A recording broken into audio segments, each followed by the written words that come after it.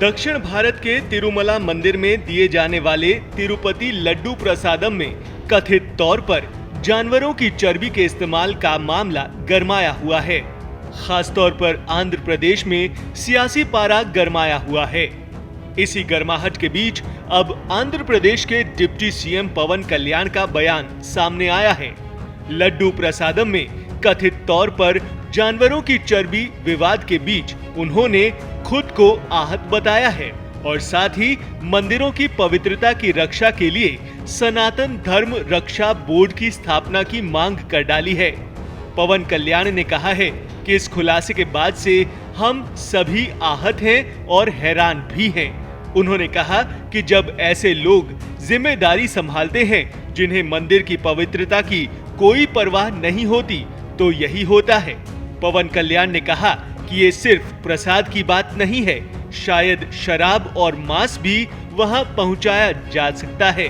उन्होंने इस पवित्र प्रसादम की शुद्धता को बरकरार रखने के लिए सनातन धर्म रक्षा बोर्ड बनाने का सुझाव दिया। वहीं तिरुमला तिरुपति देवस्थानम में कामकाज और प्रसाद की गुणवत्ता पर चिंता जताते हुए उन्होंने कहा कि प्रसाद की गुणवत्ता हमेशा उच्च स्तर की होती है और इसकी पवित्रता सुनिश्चित करने के लिए इसे विश्वसनीय समूहों और कंपनियों से लिया जाता है।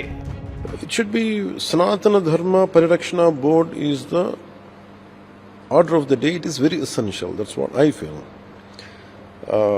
Because any kind of desecration happens to idols.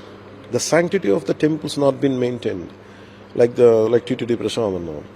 And whatever the Agama Shastra says, the practices, the devotional practices, the method you pray, when they're not being practiced, I think a lot of mere political employments come into the picture. So there should be, I feel, the reason I had proposed for Sanatana Dharma Parirakshana Board is essential.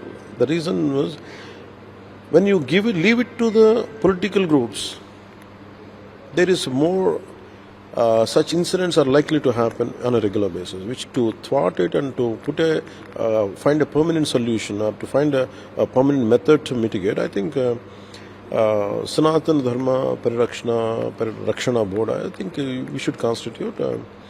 Maybe I'll speak to our cabinet and honorable CM also. I think I